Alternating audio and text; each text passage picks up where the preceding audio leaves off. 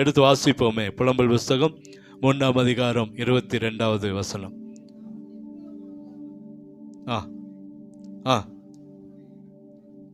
அவருடைய இரக்கங்களுக்கு முடிவில்லை. கண்களை மூடுவோமா? நாம் நிர்மூலமாகாது இருப்பது கர்த்தருடைய கிருபையே, அவருடைய இரக்கங்களுக்கு முடிவில்லை. ஆண்டவர்கிட்ட சொல்லுவோம், ஆண்டவரே இந்த வாரமும் எவ்வளவு ஆச்சரியம், இந்த வாக்குத்தத்தமும் இந்த சாட்சிகளும் உண்மையா எவ்வளவு ஆச்சரியமாக இருக்கிறது. இந்த மாதத்தில் அதிக டிராவல் பயணங்கள் ஓட்டம் ஓடிக்கொண்டே இருக்கிறோம். ஆனால் நாம் நிர்மூலமாகாது இருப்பது கர்த்தருடைய சுத்த கிருபை. ஆண்டவர்கிட்ட சொல்லுவோமா? நீர் எங்களோடு பேசி கொண்டிருக்கிறீர், செயல்பட்டு கொண்டு இருக்கிறீர், நன்றி. இன்னும் பேசுங்க, இன்னும் காரியங்களை வாய்க்க பண்ணுங்க, அற்புதம் நடக்கட்டும். இன்றைக்கு எங்களோடு பேசுங்கப்பா. அப்பா, அவங்க பாதத்தை பிடிச்சு காத்திருக்கிறோம் ஆண்டவரே. மரியாள் தன்னை விட்டு எடுபடாத நல்ல பங்கை தெரிந்து கொண்டது போல நாங்களும் உங்களோட பாதத்தில் அமர்ந்து இருக்கிறோம். நீங்கள் பேச நாங்கள் கேட்க உதவி செய்யுங்கப்பா. என்னையும் மறைத்துக்கொள்ளுங்க, எங்களையும் மறைத்துக்கொள்ளுங்க. நாமும் மாத்திரம் மகிமைப்படட்டும், ராஜ்யம் கட்டப்படட்டும், உங்களோட வார்த்தை மாத்திரம் ஆண்டவரே தொனிக்கட்டும் ஐயா. அற்புதம் நடக்கட்டும். இயேசுவின் என்ப நாமத்தில் ஜெபிக்கிறோம் அன்பின் நல்ல தகப்பனே. ஆமென், ஆமென். அல்லேலூயா. 3 வாரங்களை முடிச்சிட்டோம். 4வது வாரத்துக்குள்ளே கடந்து வந்திருக்கிறோம். கர்த்தர் நிச்சயமாக நம்மை ஆசீர்வாதமான பாதையில் அழைத்து போவாராக. வெள்ளிக்கிழமை நமக்கு வாக்குத்தத்த ஆராதனை இருக்கிறது. ஆகவே அதில் கலந்து கொள்ளுங்க. அந்த அதே அன்னைக்கு இல்லை, அது அடுத்து வரும் நமக்கு முதல் வெள்ளிக்கிழமை. அதனால அந்த நாளில் வாக்குத்தத்த ஆராதனை சபையில் இருக்கும், காலையில் நம்ம ஜெபத்தில் இருக்கும். ஆகவே அதில் கலந்து கொள்ளுங்க. கர்த்தர் உங்களை ஆசீர்வதிப்பாராக. அல்லேலூயா. கர்த்தர் நல்லவர். நான் நாளைக்கு சென்னை போகிறேன், எனக்காக ஜெபம் பண்ணி கொள்ளுங்கள். கர்த்தர் நம்மோடு கூட இருப்பாராக. இங்கே வாசிக்கிறோம், நாம் நிர்மூலமாகாது இருப்பது சுத்த கிருபை. கர்த்தருடைய கிருபையே, அவருடைய இரக்கங்களுக்கு என்ன இல்லை? முடிவு இல்லை. அப்போ ஆண்டவருடைய இரக்கத்துக்கு என்ன இல்லைங்க? முடிவு இல்லை. இந்த 3 வாரமும் பார்த்துட்டோம். அவருடைய இரக்கத்துக்கு முடிவு இல்லை. அவருடைய கிருபை பெரிய கிருபை. அவர் நாம் நிர்மூலமாகாது இருப்பது சுத்த அவருடைய கர்த்தருடைய கிருபை. நிறைய பார்த்துட்டே இருக்கிறோம், நிறைய அனுபவங்களை பார்க்குறோம், நிறைய பயணங்கள் போகிறோம், எத்தனையோ பிரச்சனைகளை பார்க்குறோம். இதெல்லாம் பார்க்கும்போது அவருடைய வாக்குத்தத்தம் எவ்வளவு உண்மை உள்ளது என்பதை நம்மால் புரிந்து கொள்ள முடியும். அல்லேலூயா. இந்த நாளில் அவருடைய வாக்குத்தத்தத்தின் முழு சாராம்சம், அந்த கருப்பொருள் என்ன அப்படின்னா, நாம் அதை நினைவு கூற வேண்டும் என்று கர்த்தர் விரும்புகிறார். கர்த்தர் நமக்கு செய்ததை, கர்த்தர் நம்முடைய வாழ்க்கையில் நாம் நிர்மூலமாகாது இருப்பது அவருடைய கர்த்தருடைய கிருபை என்பதை நம்ம உணர வேண்டும் என்று கர்த்தர் விரும்புகிறார். அல்லேலூயா. அதை உணரணும்னா என்ன சொல்லணுங்க? நன்றி சொல்லணும். நம்ம என்ன சொல்லணும்? நன்றி சொல்லணும். அதுதான் இன்னைக்கு ஆண்டவர் விரும்புகிற ஒரு காரியம். நாம் நிர்மூலமாகாது இருப்பது கர்த்தருடைய கிருபை. அவருடைய இரக்கங்களுக்கு என்ன இல்லை? முடிவில்லை. அப்போ அந்த இரக்கத்துக்கும் அந்த கிருபைக்கும் நம்ம அவருக்கு ஒவ்வொரு நாளும் என்ன செய்யணுமா? நன்றி சொல்லிக்கொண்டே இருக்கணும். நன்றி என்பது ஒரு 3 வார்த்தைகளாக இருந்தாலும், 3 எழுத்துக்களாக இருந்தாலும் அதில் ஒரு பெரிய கிருபை இருக்கிறது. இப்போ ஏதாவது ஒரு காரியம், ஏதாவது ஒருத்தர் உதவி செய்வார்னு சொன்னால் உடனே என்ன சொல்கிறோம்? தேங்க்ஸ் அப்படின்னு சொல்கிறோம், நன்றி அப்படின்னு சொல்கிறோம். ஆண்டவர் இதை காட்டிலும் பெரியவர்களை செய்திருக்கிறார். நம்முடைய வாக்கு தத்துவத்தில் அவர் எவ்வளவு உண்மையுள்ளவராக இருக்கிறார் என்பதை நம்ம புரிந்து கொள்ள வேண்டும் என்று சொன்னால் அதுக்கு நம்ம அவருக்கு என்ன சொல்லணும்? நன்றி சொல்லணும். ஏன்னா நம்ம நடத்தி வந்த பாதைகள், நம்ம கேட்கறதை கர்த்தர் கொடுக்கிறார், நம்முடைய தேவைகளை சந்திக்கிறார், நம்ம ஜெபத்துக்கு பதில் கொடுக்கிறார். இப்போ சகோதரி சொன்னது போல, ஸ்டெல்லா சொன்னது போல, இன்னைக்கு நம்முடைய வாழ்க்கையில் எத்தனையோ காரியங்கள் வரும்போது கர்த்தர் நம்மோடு கூட இருக்கிறார். காலைல பிள்ளைகளுக்கு ஒரு வசனம் சொல்லி கொடுத்தேன், சங்கீதம் 91 என்ன வாக்கு தத்துவம் மனப்பாட வசனம் என்ன சொல்லி கொடுத்தேன்? உன் வழிகள் எல்லாம் உன்னை காக்கும்படிக்கு உனக்காக தம்முடைய தூதர்களை அவர் என்ன செய்யறாரா? கட்டளையிடுகிறார். நமக்காக, நம்மை வழி நடத்த, நம்மோடு கூட இருக்க அவர் தூதர்களை நமக்காக அனுப்புகிறாராம். அல்லேலூயா. அப்போ அந்த நன்றி சொல்லுகிற நாளாக இந்த நாளில் நம்ம ஆண்டவருடைய சமூகத்தில் காத்திருப்போம். வேதத்தில் அநேகருடைய வாழ்க்கையில் நடந்ததை தான் இன்னைக்கு நம்ம பார்க்க போகிறோம். அவர்கள் வாழ்க்கையில் நடக்குது, எப்படிப்பட்ட சூழ்நிலையில் நடந்தது, அவர்கள் என்ன செய்தாங்க அப்படின்னா நன்றி சொன்னாங்க அப்படின்னு பார்க்குறோம். எடுத்து வாசிங்க, யாத்திராகமம் புஸ்தகம் 15ஆம் அதிகாரம் 1 வாசித்து பாருங்களேன். யாத்திராகமம் 15ஆம் அதிகாரம். அப்பொழுது மோசேயும் இஸ்ரவேல் புத்திரரும் புகழ்ந்து பாடின பாட்டு. அதோடைய அர்த்தம் அங்கே பாருங்க, அதோடைய தலைப்பு என்ன சொல்றாங்க?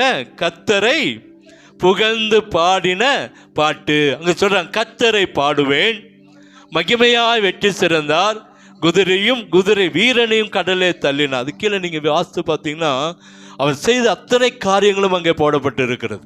போடப்பட்டு கர்த்தர் என் பலனும் என் கீதமானவர், எனக்கு இரட்சிப்புமானவர், அவரே என் தேவன், அவருக்கு வாசஸ்தலத்தை, அவரே என் தகப்பனுடைய தேவன், அவரை உயர்த்துவேன்னு சொல்லிட்டு 4 வசனத்தில் பார்வோனின் ரதங்களையும் அவன் சேனைகளையும் சமுத்திரத்தில் தள்ளிவிட்டார். அவனுடைய பிரதான அதிபதிகள் சிவந்த சமுத்திரத்தில் அமிழ்ந்து போனார்கள். ஆழி அவர்களை மூடிக்கொண்டது, கல்லை போல் ஆழங்களிலே அமிழ்ந்து போனார்கள். அமிழ்ந்து இப்போ ஒரு பெரிய விடுதலை. வனாந்தரத்தில் இஸ்ரவேல் ஜனங்களை கர்த்தர் ஆராதிக்க வெளியே கொண்டு வந்தார். ஜனங்களை வெளியே கொண்டு வந்து வனாந்தரத்தில் நடத்தி கொண்டு போகிறார். அவருடைய நோக்கம் என்ன? பாலும் தேனும் ஓடுகிற தேசத்துக்கு கொண்டு போக வேண்டும். சாதாரணமா அல்ல, ஏதோ ஒரு காரியத்துக்காக அவர்களுக்கு ஒரு பெரிய ஆசீர்வாதத்தை கொடுக்க வேண்டும் என்று சொல்லி திட்டம் வைத்து அவளை அழைத்து கொண்டு போகிறார். அழைத்து கொண்டு போகிற இடத்துல முதலாவது அங்கே அவங்களுக்கு வருகிற ஒரு பெரிய தடை என்னன்னா, அந்த சமுத்திரத்தில் வனாந்தரம் இருக்கிறது. அந்த வனாந்தரத்தில் ஒரு சமுத்திரம் இருக்கிறது. இந்த சமுத்திரத்தை கடந்து போக வேண்டும் என்று சொன்னா இவனுக்கு நீச்சல் தெரியாது. இந்த சமுத்திரத்தை அல்லது விட்டு விட்டு சுத்தி போனா அந்த ராஜா, அந்த பார்வோனுடைய சேனை அவர்களை அழித்து போடும். ஒன்றா அந்த தண்ணியில விழுந்து சாகணும், இல்லாட்டி வனாந்தரத்தில் அந்த பார்வோனுடைய அந்த ராஜாவுடைய ஆட்கள் அவனை கொல்ல வேண்டும். 2 காரியங்கள் நடக்கணும். பெரிய யுத்தம் நடக்க போகிறது. பெரிய ஆசீர்வாதமான சூழ்நிலை அங்கே அப்படியே அடைக்கப்பட்டு நிற்கிறது. ஜனங்கள் எல்லாம் பரிதவிக்கிறாங்க, மோசையோடு முறுமுறுக்கிறாங்க, எல்லாம் நடக்கிறது. ஆனா கர்த்தர் சொன்னார், அந்த சமுத்திரத்தில் வழியை உண்டாக்கின ஆண்டவர் நம்முடைய ஆண்டவர். அல்லேலூயா. அங்கே சொன்னார், மோசே உன் கோலை இருக்குல்ல, கையில் இருக்கிற கோலை அங்கே வச்ச உடனே சமுத்திரம் 2ஆக என்ன செய்தது? பிளந்தது, பிரிந்தது, பிளந்தது என்று வேதத்தில் வாசிக்கிறோம். இதில் வெட்டாந்தரையில் நடந்து போன ஒரு கூட்டம் என்று சொன்னா, தண்ணீரில் நடந்து போன, நடு சமுத்திரத்தில் நடந்து போன ஒரே ஒரு பெரிய கூட்டம்னா இயேசுடைய பிள்ளைகள் தான். இயேசுடைய நம்முடைய வாழ்க்கையில் கர்த்தர் அதை செய்வா. இவனுடைய வாழ்க்கை ஒரு பெரிய பிரச்சனை. இந்த சுத்தின பார்வோன்ற ரதம், இந்த முன்னாடி பார்த்தா அந்த ஒரு சமுத்திரம், எந்த பக்கம் போறதுன்னு தெரியல. மோசேட்ட சொல்றான், இப்படி கொண்டு வந்து எங்களை கொல்லவா கொண்டு வந்தீங்க, நாங்க திரும்பி போயிடும். ஆனால் ஆண்டவர் பாருங்க, அழைத்தவர் உண்மை உள்ளவர் என்பதை அந்த அதிகாரத்தில் நீங்க 1லிருந்து 21 வரைக்கும் வாசித்து பாருங்க. அங்கே கர்த்தர் அற்புதமாய் அவர்களை நடத்தினார். கடைசி வசனம் சொல்லுது, மீரியாம் அவர்களுக்கு பிரதிவசனமாக கர்த்தரை பாடுங்கள், அவர் மகிமையாய் வெற்றி சிறந்தார், குதிரையும் குதிரை வீரனையும் கடலிலே தள்ளினார் என்று பாடினார். அல்லேலூயா. எல்லாரும் ஒரு பாட்டு. எப்படின்னா, ஒரு பெரிய பிரச்சனை, ஒரு இக்கட்டான சூழ்நிலையிலிருந்து கர்த்தர் அவர்களை விடுதலையா வெளியே கொண்டு போன உடனே நன்றி சொல்ல ஆரம்பிச்சாங்க. என்ன செஞ்சாங்க? நன்றி சொன்னாங்க. அந்த பாட்டு என்பதே நன்றி தான். அவர்கள் தேவனை மகிழ்ந்து புகழ்ந்து பாடி தேவனை ஸ்தோத்திரித்து தேவனுக்கு கனப்படுத்தினாங்க. ஏன்னா ஒரு பெரிய அற்புதத்தை கர்த்தர் செய்தார். ஒரு வனாந்தரத்தில் இருக்கிற ஒரு சமுத்திரத்தில் நடக்க பண்ணி இருக்கிறார். எல்லாரும் பார்த்து ஆச்சரியப்படுறவர்களுக்கு, இன்னைக்கு வரைக்கும் ஜனங்கள் ஆச்சரியப்படுற அளவுக்கு கர்த்தர் அதை செய்திருக்கிறார். அல்லேலூயா. இன்னைக்கு அந்த சமுத்திரம் இருக்கிறதா, மூழ்கி போகாதபடிக்கு அந்த தண்ணீருடைய கெட்டி, அந்த தண்ணீருடைய அதில் விழுந்தா அப்படியே மிதக்குமாமா. நம்ம எப்படி முழங்கால் போட்டால் முழங்கால் போட்டு பதியே நிற்குமா, அதை விழுந்தா அப்படியே நிற்குமா. இன்னைக்கு அந்த சமுத்திரம் மூடினாலும் அந்த சமுத்திரம் தண்ணீர் கெட்டியாய் இருக்கிறதா. அல்லேலூயா.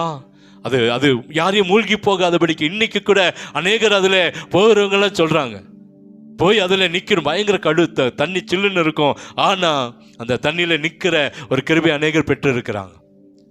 உங்களுக்கும் எனக்கும் கர்த்தர் சொல்லுகிற காரியம் என்ன அப்படின்னா, இந்த வசனத்திலிருந்து நம்முடைய வாழ்க்கையில் எத்தனை பிரச்சனைகள் வருகிறது, வேதனைகள் வருது. ஆனால் கர்த்தர் அதை நொடி பொழுதிலே மாட்டி விடுகிறார்.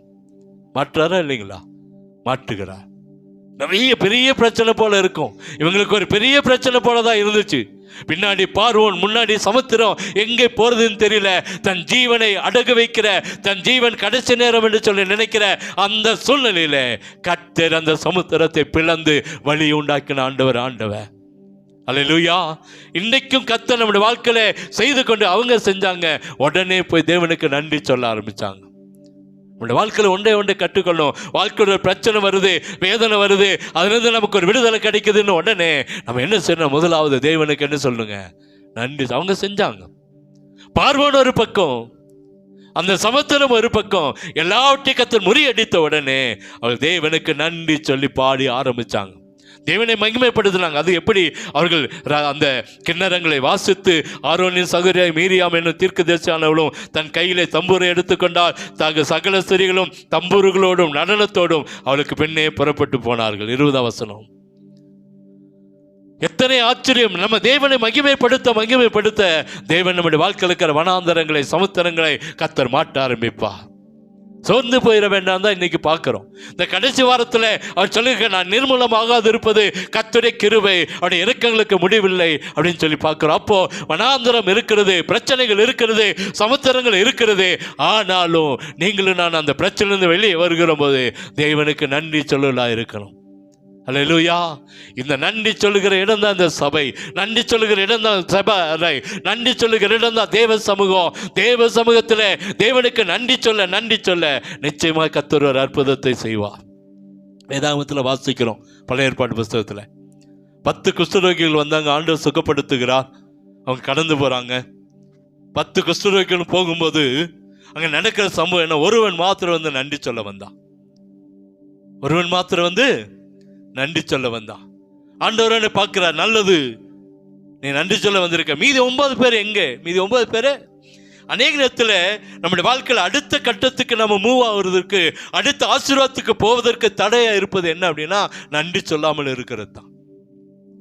ஒரு விவசாயம் விளைஞ்சிச்சா தேவனுக்கு நன்றி சொல்லணும். வியாபாரத்தில் ஆசீர்வாதமா தேவனுக்கு நன்றி சொல்லணும். சபையில் ஒரு அற்புதம் நடக்குதா நம்ம சபையில் ஆண்டவருக்கு நன்றி சொல்லணும். குடும்பத்தில் வியாதிகள் மாறுதா தேவனுக்கு என்ன சொல்லணும்? நன்றி சொல்லணும். நன்றின்றது ஒரு பெரிய காரியமா? ஒன்றும் இல்லை. சாதாரணமாக உட்கார்ந்து தேவ சமூகத்தில், ஆண்டவரே நீ செய்த நன்மைகளுக்காக என்னது நன்றி. காலையிலிருந்து சாயங்காலம் வரைக்கும் நடத்துகிறார். நம்ம வழியில் எத்தனை வழிகள் நடக்கிறோம், எத்தனை பாதைகளை போகிறோம், எத்தனை சூழ்நிலைகளை கடந்து போகிறோம், எத்தனையோ விதமான காரியங்களை நம்ம ஒவ்வொரு நாளும் போய்கொண்டே இருக்கிறோம். விதவிதமாய் புதிய புதிய காரியங்களை கடந்து போகிறோம். சாயங்காலம் உட்கார்ந்து தேவ சமூகத்தில், ஆண்டவரே காலையிலிருந்து எங்களை நடத்தி வந்ததுக்காக நன்றி. அல்லேலூயா! இந்த பார்வோனுக்கு முன்பாக இந்த ஜனங்கள் வெட்கப்பட்டு போகாத காரணம் இஸ்ரவேல் ஜனங்களுக்குள்ள நன்றி சொன்ன காரியம்தான். மோசேக்கு இருந்த குணம் நன்றி சொல்ல ஆரம்பிச்சதுதான். அந்த மீரியாமுக்குள்ள இருந்த, ஆரோனுக்குள்ள இருந்த குணம் நன்றி சொல்ல ஆரம்பிச்சாங்க. அதுக்கு பின்பாக வந்த எல்லா பிரச்சனைகளையும் எளிதாய் மேற்கொள்ள கர்த்தர் கிருபை கொடுத்தார். அல்லேலூயா! அதே போல ஆதியாகமம் 8:1 எடுத்து வாசிங்களேன். ஆதியாகமம் 8:1.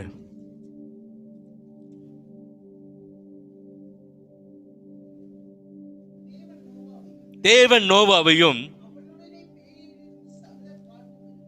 காட்டு மிருகங்களையும் சகல நாட்டு மிருகங்களையும் நினைத்தள்ளினார், வீச பண்ணினார். அப்பொழுது ஜலம் அமர்ந்தது. அடுத்தது பார்க்கிறோம் நோவா. இங்கே பார்வோன் ஜனங்கள் அடிமைப்பட்டாங்க. அவர்களை கர்த்தர் விடுதலை ஆக்கினார், வனாந்தரத்தை நடத்தி கொண்டு போனார். சமுத்திரம் குறுக்கிட்டது. கர்த்தர் அந்த சமுத்திரத்தில் அவர்களை நடக்க பண்ணினார்.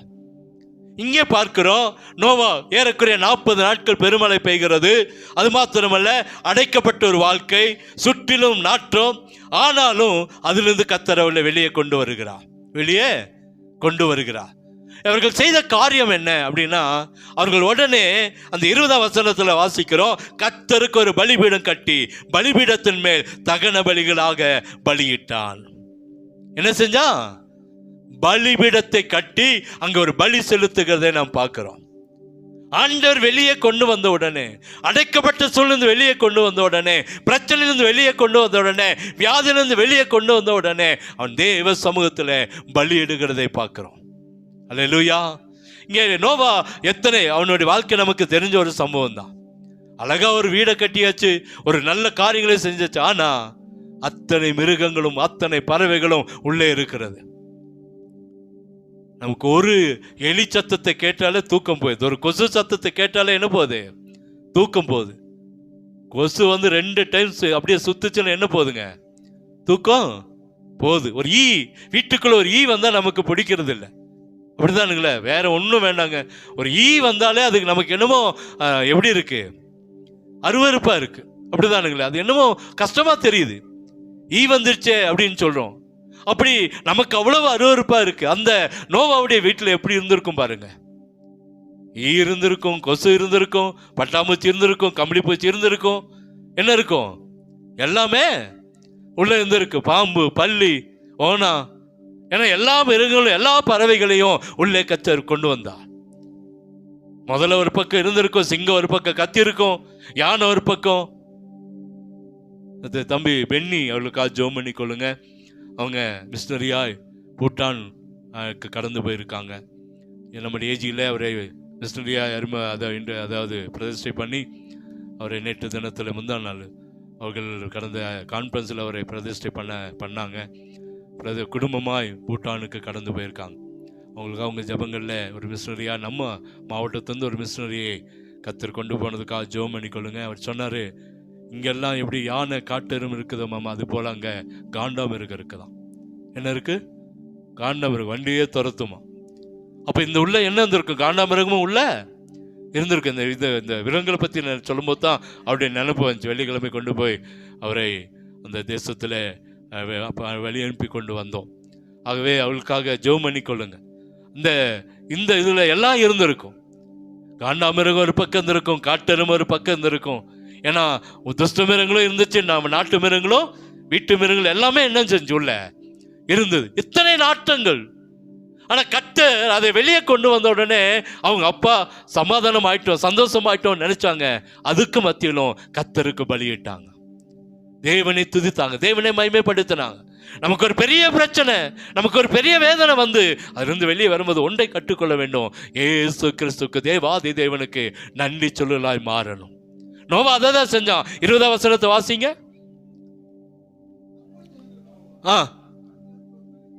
கர்த்தருக்கு ஒரு பலிபீடம் கட்டி சுத்தமான சகல மிருகங்களிலும் சுத்தமான சகல பறவைகளிலும் சிலவற்றை தெரிந்து கொண்டு அவைகளை பலிபீடத்தின் மேல் தகன பலிகளாக பலியிட்டான். அல்லேலூயா. அவனுக்கு ஒரு ஆசை, எல்லா ஆட்டி கொண்டு வந்து வைத்து ஆண்டவருக்காக ஒரு பலி கொடுத்தான். கர்த்தர் அதை முகந்தார் என்று பார்க்கிறோம். கீழே வசனம் பாருங்க. கர்த்தர் அந்த வாசனையை முகந்தார், சுகந்த வாசனை கர்த்தர் முகந்தார். அல்லேலூயா. நம்முடைய வாழ்க்கையில ஒவ்வொரு நாளும் தேவனுக்கு நன்றி சொல்ல ஒரு பெரிய பிரச்சனை, வேதனை, இவர்களை காட்டிலும் நம்ம பிரச்சனையில் இருந்திருக்க மாட்டோம். ஒரு வருடத்துக்கு மேல ஒரு அடைக்கப்பட்ட சூழ்நிலை, ஒரு நாட்டம் எடுத்த ஒரு சூழ்நிலை, ஒரு காரியங்களும் நடக்கல. ஆனா உள்ள ஒரு அசம்பாவிதங்களும் உள்ள நடக்கல. கர்த்தர் பாதுகாத்தா. அவன் நிர்மூலமாக அது இருப்பது கர்த்தருடைய கிருபை. அதனால்தான் வெளியே வந்த உடனே கர்த்தரை நினைத்து ஒரு தகன பலியை கர்த்தருக்காக செலுத்தினான். அங்கே இஸ்ரவேல் ஜனங்கள் அங்கே வெளியே வந்த உடனே அந்த சமுத்திரத்தை கடந்து வந்த உடனே கர்த்தருக்கு ஒரு ஸ்தோத்திரங்களை செலுத்த ஆரம்பித்தாங்க. இங்கே நோவா அந்த பிரச்சனையிலிருந்து வெளியே வந்த உடனே கர்த்தருக்காக ஒரு பலிபீடத்தை கட்டி தகன பலிகளை செலுத்தி கர்த்தருக்காக அங்கே பலி விடுக்கிறதை பார்க்கிறோம்.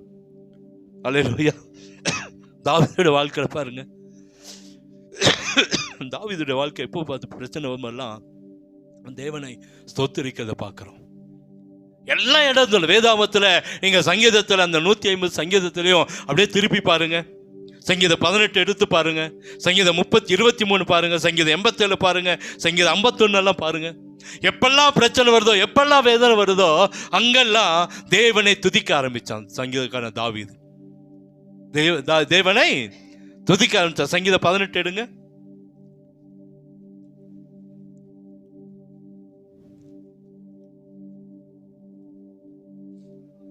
மேல ஃபர்ஸ்ட் அந்த வசனம் இல்லாம ஃபர்ஸ்ட் காரியங்களை வாசிங்க பாருங்க. அந்த கேளுங்க. ராக தலைவனுக்கு ஒப்புவிக்கப்பட்ட சங்கீதம். கர்த்தருடைய தாசனாகிய தாவீது இந்த பாட்டின் வார்த்தைகளை கர்த்தர் தன்னை தன்னுடைய எல்லா சத்துருக்களின் கைக்கும் சவுலின் கைக்கும் நீங்களாக்கி விடுவித்த நாளிலே பாடினது. விடுவித்த நாளிலே பாடினது. அடுத்து சொல்ல, என் பலனாகிய கர்த்தாவே உண்மையில என்ன செய்வேன்? அன்பு கூறு. ஒரு சில வசனங்களை வாசிங்க ஐயா. கர்த்தர் என் கண்மலையும் என் கோட்டையும் என் இரட்சகரும் என் தேவனும் நான் நம்பியிருக்கிறேன் துருகமும் என் கேடகமும் என் இரட்சணிய கொம்பும் என் உயர்ந்த அடைக்கலமுமா இருக்கிறார். கீழே வசனம் 4 வசனம். மரணக்கட்டுகள் என்னை சுட்டி கொண்டது, துச்சன பிரவாகம் என்னை பயப்படுத்தினது, பாதாள கட்டுகள் என்னை சூழ்ந்து கொண்டது, மரண கண்ணிகள் என்மேல் விழுந்தது. எனக்குண்டான நெருக்கத்தில் கர்த்தரை நோக்கி கூப்பிட்டு என் தேவனை நோக்கி அபயமிட்டேன். அல்லேலூயா. சொல்ற அபயமிட்டேன், பயத்துல கதறினேன் என்று சொல்ற அபயம் எடுக்கிறது. தேவனிடத்தில் தன்னுடைய வேதனைகளை, தன்னுடைய பிரச்சனைகளை சொல்லும் பொழுது தமது ஆலயத்திலிருந்து என் சத்தத்தை கேட்டார். என் கூப்பிடுதல் அவர் சன்னதியில் போய் அவர் செவிகளில் என்ன செய்துட்டு ஏறிற்று. அல்லேலூயா. அந்த அந்த சங்கீதம் 18 வாசித்து பாருங்க. எவ்வளவு அழகாய் தன் வாழ்க்கையில் நடந்த பிரச்சனைகளை, வேதனைகளை சொல்லிட்டு ஆண்டவர் என்னை காப்பாற்றினார், அதற்கு நன்றி. சங்கீதம் 23 பார்க்கிறோம். 22 சங்கீதத்தில் எந்தவனை ஏன் என்னை கைவிட்டீர். ஒரு பெரிய இக்கட்டு, ஒரு பெரிய பிரச்சனை, ஆண்டவரே இயேசுவை கைவிட்ட ஒரு சந்தர்ப்பம். நமக்கு ஒரு ஆச்சரியமா இருக்கும், ஆண்டவரே கைவிட்டாரா?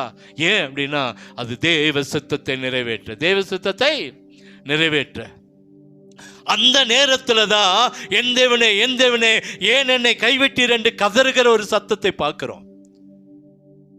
ஆனால் அடுத்த சங்கீதத்தில் கர்த்தர் என் மேய்ப்பராய் இருக்கிறார், நான் தாழ்ச்சி அடையேன்.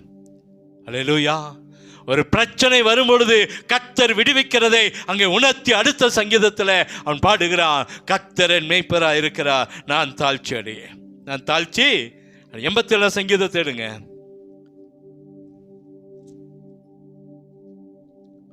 ஏழு இந்த மேல் தலைப்பு மாத்திர வாசிங்க.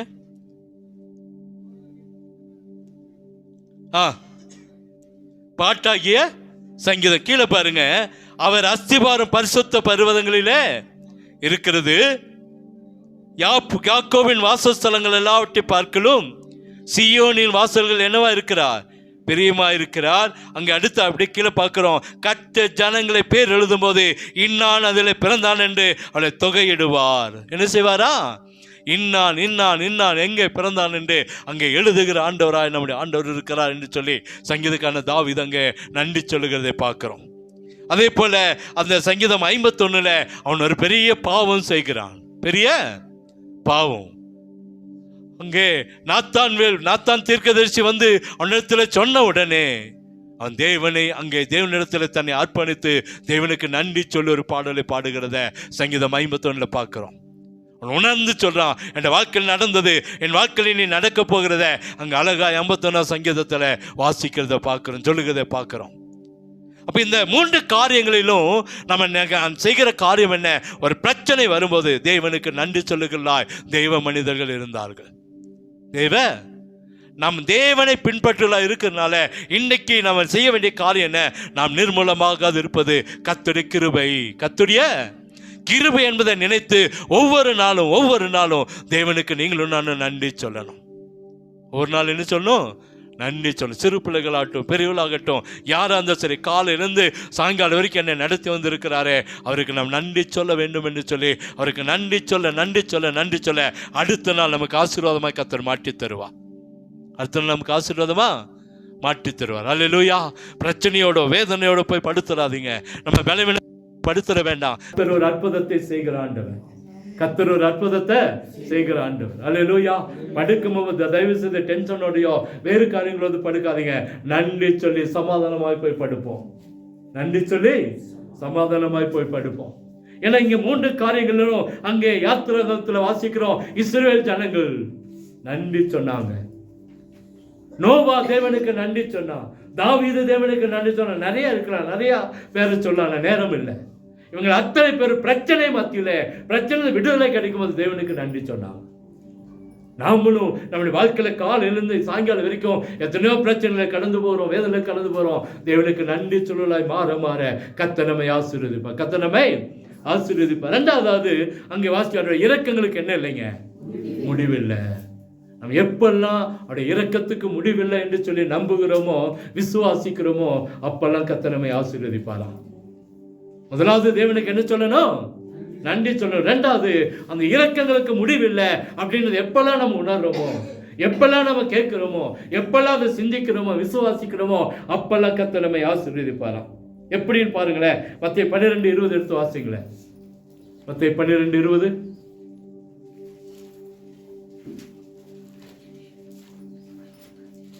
அவர் நியாயத்திற்கு ஜெயம் கிடைக்க பண்ணுகிற வரைக்கும், அவர் நியாயத்திற்கு ஜெயம் கிடைக்கிற ஜெயம் நெறிந்த நாணலை முறிக்காமலும், நெறிந்த நாணலை முறியாமலும், மங்கி எறிகிற திரியை அணைக்காமலும் இருப்பார். மங்கி எறிகிற திரியை அணைக்காமல் இருப்பார். நமக்கு எப்பெல்லாம் இந்த நம்பிக்கை, இந்த வசனத்தை குறித்து நம்ம விசுவாசிக்கிறோமோ அப்பெல்லாம் கர்த்தர் நிச்சயமா நம்மளை விளங்க பண்ணுவார். நம்முடைய ஆசீர்வாதத்தை கர்த்தர் பிரகாசிக்க பண்ணுவார்.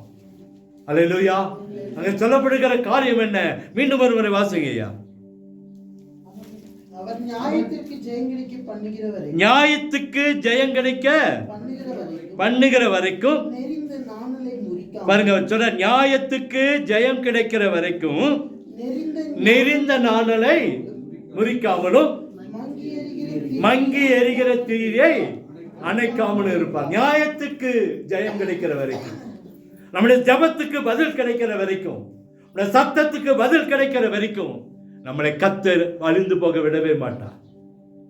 அது சொல்ற, மங்கி எரிகிற திரியை அணைக்காமலும். நம்ம ஒருவேளை மங்கள வாழ்க்கையில இருக்கலாம், ஒருவேளை உடைக்கப்படுகிற சூழ்நிலை இருக்கலாம். ஏன்னா அவருடைய இறக்கங்களுக்கு என்ன இல்லை, முடிவு இல்லை. அதை நாம நம்பணும். எனக்கு நியாயம் கிடைக்கிற வரைக்கும், என் நியாயத்துக்கு ஜெயம் கிடைக்கிற வரைக்கும், என் ஜபத்துக்கு பதில் கிடைக்கிற வரைக்கும் என் வாழ்க்கையை கர்த்தர் ஆசீர்வாதமாக நடத்துவார். என் வாழ்க்கையில் அழிவு இல்லை. என் வாழ்க்கையில் என்ன இல்லை, அது அந்த நினைப்பு, அந்த எண்ணம் நமக்குள்ள வர வரைக்கும் வந்துச்சுன்னா நிச்சயமா கர்த்தர் நம்மை ஆசீர்வதிப்பார். என் நியாயத்துக்கு என்ன கிடைக்கும்? ஜெயம் கிடைக்கும். என் ஜபத்துக்கு பதில் கிடைக்கும். என் ஜபத்துக்கு அது வரைக்கும் நமக்கு ஆசீர்வாதங்களை கர்த்தர் சேர்த்து தருவார். நம்ம நம்பணும். அது அப்படி இறக்கங்களுக்கு என்ன இல்லை, முடிவு. நம்ம நம்பதாக ஆசீர்வாதம். என் நியாயத்துக்கு முடிவு கிடைக்கிற வரைக்கும், என் நியாயத்துக்கு ஜெயம் கிடைக்கிற வரைக்கும், என் ஜபத்துக்கு பதில் கிடைக்கிற வரைக்கும் நம்மளை அணைந்து போக கர்த்தர் விடவே மாட்டார். அல்லேலூயா. அதே மத்தேயு 10:30 எடுத்து வாசிங்களேன் கொஞ்சம் சீக்கிரமா. அதே மத்தேயு 10:30. உங்கள் தலையிலும் மயிரெல்லாம் எண்ணப்பட்டு இருக்கிறது, ஆதலால் பயப்படாதிருங்கள். அநேகம் அடைக்கலான் குருவிகளை பார்க்கலும் நீங்கள் விசேஷித்தலாய் இருக்கிறீர்கள். அல்லேலூயா. நம்முடைய தலையில் இருக்கிற ஒவ்வொரு முடி எண்ணப்பட்டிருக்கிறதா? எண்ணப்பட்டு இருக்கிறது. தலைந்து ஒரு முடி கொட்டுதுன்னா என்ன செய்யுது? ஆண்டோட சித்தம் இல்லாம தலையில முடி என்ன செய்யாது, இல்லாதுன்றார். நம்ம தலையில் இருக்கிற முடியெல்லாம் என்ன செய்யப்பட்டிருக்கிறது? எண்ணப்பட்டு இருக்கிறது. ஆதலால் பயப்படாதிருங்கள், அநேகம் அடைக்கலான் குருவிகளை பார்க்கணும். அடைக்கலான் குருவியை ஆதரிக்கிற ஆண்டவராக இருக்கிறார்னா நம்மளை ஆதரிக்க மாட்டாரா? சொல்லுங்களேன். நம்மளை பாதுகாக்க மாட்டாரா? நிச்சயமா செய்வார். இந்த நம்பிக்கை நமக்கு எது வரைக்கும் இருக்கிறதோ அது வரைக்கும் கர்த்தர் நம்மை ஆசீர்வதிப்பார். இந்த அடைக்கலான் குருவிகளையே ஆசீர்வதிக்கிற ஆண்டவர், அடைக்கலம் கொடுக்கிற ஆண்டவரா இருக்கிறாரே, நமக்கும் அந்த அடைக்கலத்தை கர்த்தர் தருவார். 34 வசனம். அதே மத்தேயு 34:10. பூமியின் மேல் சமாதானத்தை அனுப்ப வந்தேன், எண்ணாதிருங்கள், சமாதானத்தை அல்ல பட்டயத்தை அனுப்ப வந்திருக்கிறேன். நமக்கு விரோதமாய் உருவாக்கப்படுகிற ஆயுதங்கள் ஒன்றுமில்லாமல் போகும். அல்லேலூயா. பட்டயத்தையும் கர்த்தர் வைத்திருக்கிறார் கையில். சமாதானத்தை மாத்திரமல்ல பட்டயத்தையும் வைத்திருக்க. நமக்கு விரோதமாய் சூனிய வைக்கிறானா, மந்திரம் வைக்கிறானா, நமக்கு விரோதமாய் பேசுறானா, அவனுக்கு விரோதமாய் கர்த்தர் பட்டயத்தை நீட்டுகிறவர். என்ன நீட்டுகிறார்? இந்த நம்பிக்கை நமக்குள்ள வர வரைக்கும், வருகிற வரைக்கும், இருக்கிற வரைக்கும் கர்த்தர் நம்மளை ஆசீர்வதிப்பார். கர்த்தர் நம்மளை ஆசீர்வதிப்பார். சமாதானத்தை மாத்திரமல்ல பட்டயத்தை தன் கரங்களை வைத்திருக்கிறார். நமக்கு விரோதமாக சூனிய வைக்கலாம், மந்திரம் வைக்கலாம், விரோதமான காரியங்களை செய்யலாம். கர்த்தர் நம்மோடு இருக்கிறார். கர்த்தர் நம்மோடு கூட இருக்கிறார். அந்த எண்ணம் நமக்குள்ள வரட்டும். அவருடைய இறக்கங்களுக்கு என்ன இல்லை, முடிவு இல்லை. அல்லேலூயா. அடுத்தது ஒரு வசனத்தை வாசிங்க. மார்க் 2ஆம் அதிகாரம் 3-4. மார்க் 2:3-4. அப்பொழுது 4 பேர் சுமந்து கொண்டு அவரிடத்தில் வந்தார்கள். அவர்களுக்கு சமீபமாய் சேரக்கூடாமல் அவர் இருந்த வீட்டின் மேற்கூரையை பிரித்து திறப்பாக்கி திமிர்வாதம் கிடக்கிற படுக்கையை இறக்கினார்கள். அல்லேலூயா. இந்த நம்பிக்கை பாருங்க. ஒரு பெரிய கூட்டம் நடக்குது, இயேசு அந்த கூட்டத்தில் இருக்கிறார். ஒரு திமிர்வாதக்காரனுக்கு உள்ளே போக முடியல. 4 பேர் சேர்ந்து மேல ரூப் மேல ஏத்தி கீழே இறக்கிட்டான். விசுவாசத்தை கர்த்தர் பார்த்தா. நமக்குள்ள நம்மளால முடியாத காரியம், ஆனால் தேவனால முடியும். தேவனால முடியும். என்றைக்கெல்லாம் நம்முடைய நம்பிக்கையை தேவன் மேல் வைக்கிறோமோ, என்றைக்கெல்லாம் நம்முடைய நம்பிக்கை ஆண்டவரால் முடியாத காரியம் ஒன்றுமில்லை என்று சொல்லி நினைக்கிறோமோ, அன்றைக்கெல்லாம் நமக்கு கர்த்தர் ஆசீர்வாதத்தை தருவார். உங்களுக்கு எவ்வளவு நம்பிக்கை இருந்திருக்கும் பாருங்க. வழியில போக முடியல, எடுத்துட்டு போக முடியல, மேலிருந்து இருக்கணும் என்ன சொல்லுவாங்களெல்லாம் நினைக்கல. என்னுடைய சத்தம் தேவ சமூகத்திற்கு போகணும். என்னுடைய காரியம் தேவ சமூகத்தில் இறக்கி வச்சுட்டேன். என்னுடைய வேதனைய தேவ சமூகத்தில் இறக்கி வச்சுட்டேன். இறக்கி வச்சா நிச்சயம் ஒரு அற்புதம் நடக்கும். அல்லேலூயா. நம்ம அநேக இடத்துல அதை இறக்கி வைக்கிறதே இல்லை, தேவனிடத்துல சொல்றதே இல்லை. நிறைய பிரச்சனை நமக்குள்ளே வைத்து இருக்கிறோம். என்றைக்கெல்லாம் இந்த 4 பேர் செய்தது போல அந்த திமிர்வாதக்காரனை தேவனுக்கு முன்பா இறக்கினாங்களோ, பார்க்கிறார் ஆண்டவர். இத்தனை பேர் வழியில வரான், ஆனா இவனுக்கு இருந்த விசுவாசம் பெரியது. இவனுக்கு இருந்த விசுவாசம். நம்ம பிரச்சனைகளை ஆண்டவருடைய சமத்துல இறக்கி வச்சிடணும். வேதனைகளை ஆண்டவருடைய சமத்துல நிறைய பேர் சுமந்து கொண்டே இருக்கிறோம். நிறைய பேர் நம்முடைய வேதனைகளை சுமந்து கொண்டே இருக்கிறோம். ஆண்டு சார் இறக்கி வச்சிருப்பா. அங்க பாருங்க, 4 பேரும் ஜனக்கூட்டத்து நிமித்தம் அவருக்குள் சமீபமாக சேரக்கூடாமல் அவர்கள் இருந்த வீட்டின் மேற்கூரையை பிரித்து திறப்பாக்கி திமிர்வாதம் கிடக்கிற படுக்கையை இறக்கினார்கள். இயேசு அவர்கள் விசுவாசத்தை கண்டு திமிர்வாதக்காரனை நோக்கி, மகனே உன் பாவங்கள் உனக்கு மன்னிக்கப்பட்டது என்று. அங்கே உட்கார்ந்து இந்த வேத அப்பாரு அதுக்கு மேல வேண்டாம். கர்த்தர் ஒரு விடுதலை கர்த்தர் அவருடைய சமூகத்துக்கு போன உடனே கர்த்தர் ஒரு விடுதலை கர்த்தர் கொடுத்தார். நீங்களும் நானும் இரக்கங்களுக்கு முடிவில்லை என்று வாசிக்கிறதை விட, பேசுவதை விட, சொல்றதை விட அந்த இரக்கத்துக்கு முடிவில்லை என்பதை நிரூபித்து காட்டல மாற வேண்டும் என்று கர்த்தர் விரும்புகிறார். அல்லேலூயா. அதே மார்க் 5:41 ஒரு காரியம் இருக்குது, வாசித்து முடிச்சிடலாம். மார்க் 5:41 பிள்ளையின் கையை பிடித்து தலித்தாகுமி என்றார். அதற்கு சிறுபிள்ளை எழுந்திரு என்று உனக்கு சொல்லுகிறேன் என்று அர்த்தம். செத்து போனால் என்று சொல்லி தாரை தம்பட்டைகளை ஊதி கொண்டிருக்கிற கூட்டத்துக்கு நடுவே கர்த்தர் ஒரு அற்புதத்தை செய்தார். ஏன் அதை சொல்றாங்கன்னா, எத்தனையோ காரியங்கள் நடக்கிறது, ஆனா ஒரு பிள்ளை செத்து போயிட்டான்னு சொல்லி அநேக கூட்டங்கள் குடும்பங்கள் நிற்கும் போது கர்த்தர் ஒரு அற்புதத்தை செய்தார். அந்த பிள்ளையை கையை பிடித்து தூக்கி தலித்தாகுமே என்று சொன்னார். உடனே பிள்ளை என்ன செய்தா? எழுந்து நின்றாள். அல்லேலூயா. ஏன் அப்படின்னா, தேவனால முடியாத காரியம் ஒன்றும் இல்லை என்று என்னைக்கெல்லாம் நமக்குள்ள விசுவாசம் வருதோ, நமக்கு ஒரு நினைக்கலாம், இந்த பிரச்சனை வெளியே வர முடியாது, இந்த வேதனை வெளியே வர முடியாது, இந்த கண்ணிலிருந்து என்னால் வெளியே வர முடியாது போல, நீ அவ்வளவுதான் நம்மளை லாக் பண்ணிட்டாங்க அப்படின்னு நினைக்கும் போது, இல்ல இந்த லாக்கிலிருந்து கர்த்தர் என்னை விடுவிக்க முடியும்னு சொல்லி என்னைக்கு நம்புறோமோ அன்னைக்கு வரைக்கும் கர்த்தர் நம்மை ஆசீர்வதிப்பார். அல்லேலூயா. பாருங்க, ஒரு பிரச்சனை மத்தியில எல்லாரும் செத்த பிணமா நினைக்கிறாங்க, ஆனா ஆண்டவருக்கு மாத்திரம் தெரியும், இல்ல இந்த மகள் உயிரோடு வருவா. ஆண்டவருக்கு தெரியுங்க, நம்ம பிரச்சனை, நம்ம வேதனை அழிந்து போகிறது அல்ல, நம்முடைய வாழ்க்கையில் ஆசீர்வாதங்கள் அழிந்து போகிறது அல்ல, அதுக்கு ஒரு புதிய வாழ்க்கையை, ஒரு புதிய துவக்கத்தை கர்த்தரால கொடுக்க முடியும். மனுஷன் நினைப்பா இந்த பிரச்சனை அழியுது இல்ல, இவங்க வாழ்க்கையில வேதனை வரும், கண்ணீர் வரும், இது நிமித்தம் அவங்க வெட்கப்படுவாங்க நினைக்கலாம். ஆண்டவருக்கு தெரியும், இந்த பிரச்சனை மத்தியில் ஒரு புதிய வாழ்க்கை நமக்கு தர முடியும். அல்லேலூயா. இன்னைக்கு ஆண்டவர் சொல்லுகிற காரியம் ஒன்று, தேவனிடத்திலே நன்றி சொல்லுவோம். நமக்கு செய்த நன்மைகளை மறக்காதபடிக்கு ஒவ்வொரு நாளும் தேவனுக்கு நன்றி சொல்லுவோம். 2வது, தேவனுடைய இரக்கங்களுக்கு முடிவில்லை. நிச்சயமா என்னை அழைத்தவர் உண்மையுள்ளவர், செத்து போன தலித்தாமை கூட உயிரோடு கொண்டவர், நான் அந்த திமிர்வாதக்காரனை சுகப்படுத்தின ஆண்டவர், அவரால் செய்ய முடியாத காரியம் ஒன்றும் இல்லை. அல்லேலூயா. ஏன்னா நமக்கு நியாயம் கிடைக்கிற வரைக்கும் நம்முடைய விளக்கை அணைய விட மாட்டார். விளக்கை அணைய விட மாட்டார். ஜனங்களுக்கு முன்பாய் நம்மளை நிறுத்தி ஆசீர்வதித்து மேன்மைப்படுத்துவார ஒழிய நம்மளை வெட்கப்படுத்த விடவே மாட்டார். நாம் நிர்மூலமாகாது இருப்பது அவருடைய கர்த்தருடைய கிருபை. அவருடைய இரக்கங்களுக்கு என்ன இல்லை? முடிவில்லை. அப்படியே கண்களை மூடுவோமா? இந்த 4வது வாரத்துல கர்த்தர் நம்மிடத்தில் உணர்த்துகிற காரியம், நன்றி சொல்லலாய் மாறணும். நன்றி சொல்லுகிறார். நீங்களும் நானும் மாறணும். எதற்கெல்லாம் நன்றி சொல்லுகிறோம்? மனுஷருக்கு நன்றி சொல்லுகிறோம், நல்லதுதான். ஆனால் ஆண்டவருக்கு நன்றி சொல்லுகிறதுல நாம் எப்படி இருக்கிறோம்? அருமையான ஜனமே, அருமையான விசுவாசிகளே, அருமையான குடும்பமே, கர்த்தர் நம்மளை பார்த்து சொல்லி கொண்டு இருக்கிறார், நியாயம் கிடைக்கிற வரைக்கும் நம்மளை கைவிடவே மாட்டார்.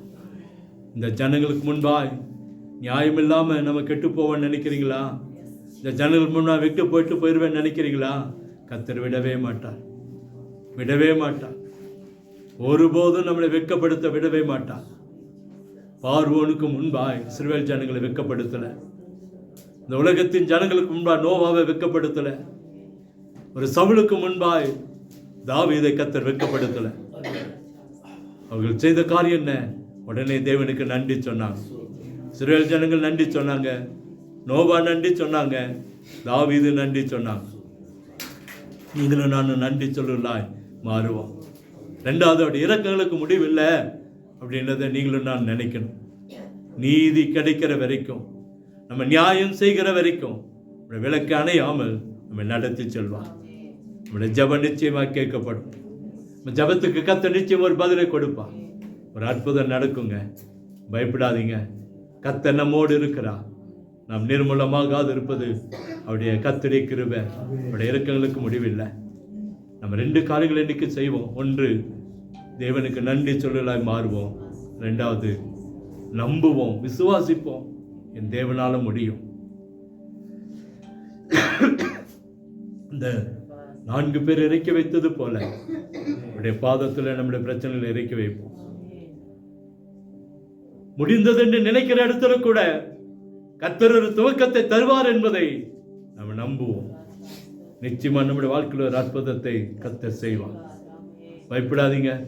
நம்மளை ஒருபோதும் நிர்மூலமாய் போக விட மாட்டான். மதியம் 2வது வாரத்தில் பார்த்து யாரெல்லாம் நிர்மூலமா போவாங்கன்னு. நம்ம அப்படிப்பட்டவர்கள் இல்லை. நம்மளை கர்த்தர் உயர்த்தி ஆசீர்வதித்து மேன்மைப்படுத்தும். இந்த மாதம் மாத்திரமல்ல, ஜீவனுள்ள நாள் எல்லாம் நன்மையும் கிருபையும் நம்மை தொடர கர்த்தர் உதவி செய்வார். பயப்படாதீங்க. நம்ம ஒருபோதும் நிர்மூலமாய் போக கர்த்தர் விடவே மாட்டான். நம்ம வெட்கப்பட்டு போக கர்த்தர் விட மாட்டான். நம்ம தோற்று போக கர்த்தர் விட மாட்டான். நிச்சயம் ஒரு அற்புதத்தை செய்வான். எங்களை கிருபையாய் நேசிக்கிற அன்பின் நல்ல தகப்பனே, ஒரு வார்த்தைக்காய் நன்றி.